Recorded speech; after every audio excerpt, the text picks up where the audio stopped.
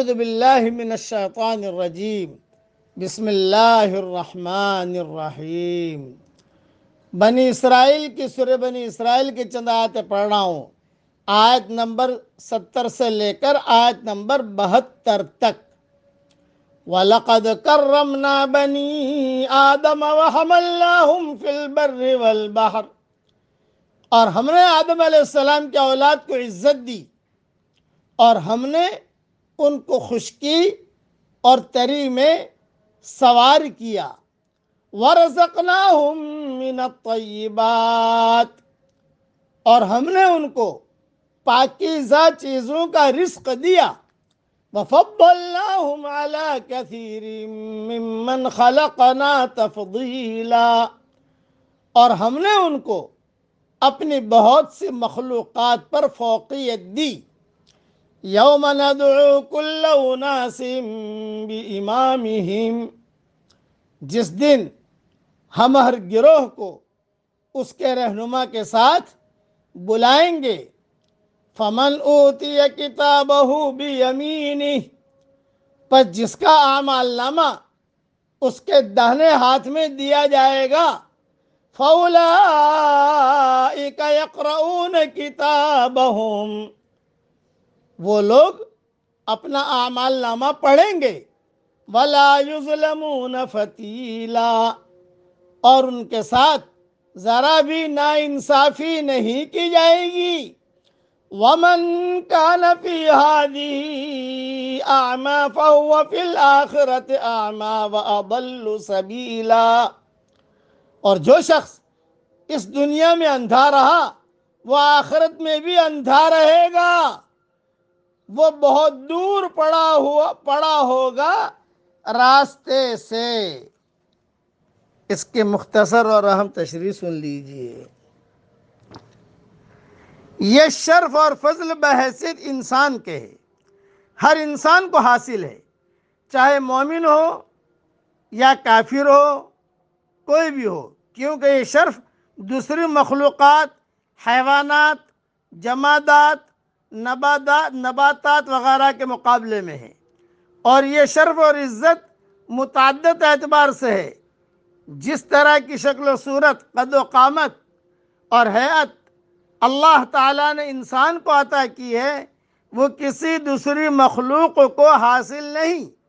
جو عقل انسان کو دی گئی ہے، جس کے ذریعے سے اس نے اپنے آرام اور راحت کے لیے بے شمار چیزیں ایجاد کی، حیوانات وغیرہ اس سے محروم ہیں۔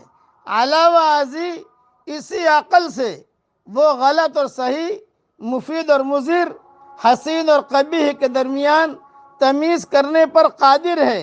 اسی عقل کے ذریعے سے وہ اللہ تعالیٰ کی دیگر مخلوقات سے فائدہ اٹھاتا اور انہیں اپنے تابع رکھتا ہے۔ اسی عقل و شعور سے وہ ایسے عمارتیں تعمیر کرتا ہے، ایسے لباس ایجاد کرتا ہے اور ایسی چیزیں تیار کرتا اور کراتا ہے جو اسے گرمی کی حرارت سے اور سردی کی برودت سے اور موسم کی دیگر شدتوں سے محفوظ رکھتی ہیں۔ علاوہ ازیں کائنات کی تمام چیزوں کو اللہ تعالیٰ نے انسان کی خدمت پر لگا رکھا ہے۔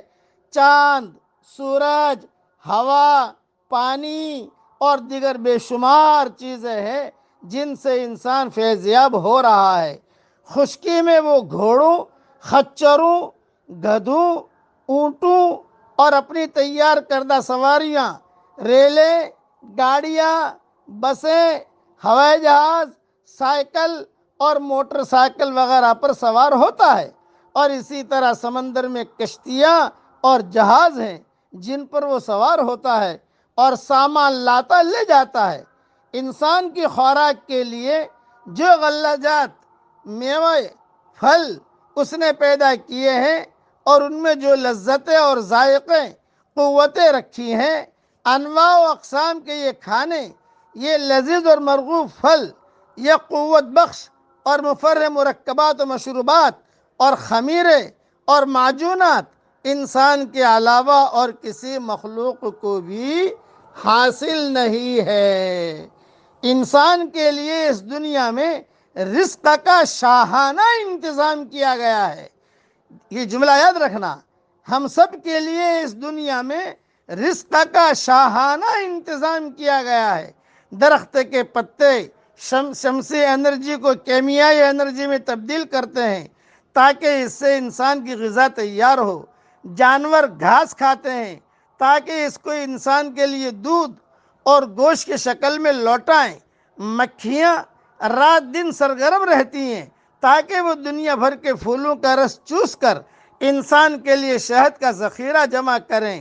اس انعام کا تقاضا تھا کہ انسان خدا کا شکر گزار بنے، مگر تمام مخلوقات میں انسان ہی وہ مخلوق ہے جو سب سے کم خدا کا شکر ادا کرتا ہے۔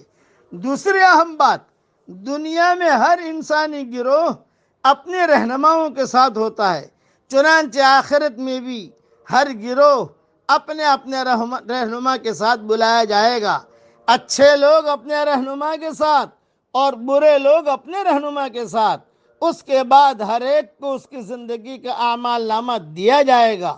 نیک لوگوں کا اعمال نامہ ان کے دائیں ہاتھ میں اور برے لوگوں کا اعمال نامہ ان کے بائیں ہاتھ میں۔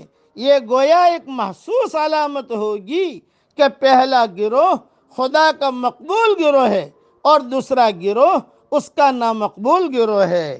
اس لیے اللہ کا شکر ادا کیجئے اور اللہ تعالیٰ کے احکامات پورا کرنے کی ہم سب کوشش کریں۔ اللہ تعالیٰ کا بہت بڑا شکر ہے کہ اللہ نے ہمیں انسان بھی بنایا اور انسان کے ساتھ اللہ نے ہمیں مسلمان بھی بنایا، ایمان بھی دیا۔ اللہ تعالیٰ اس کی قدر کرنے کی ہم سب کو توفیق عطا فرمائے۔ آمین۔ وآخر دعوانا ان الحمد للہ رب العالمین۔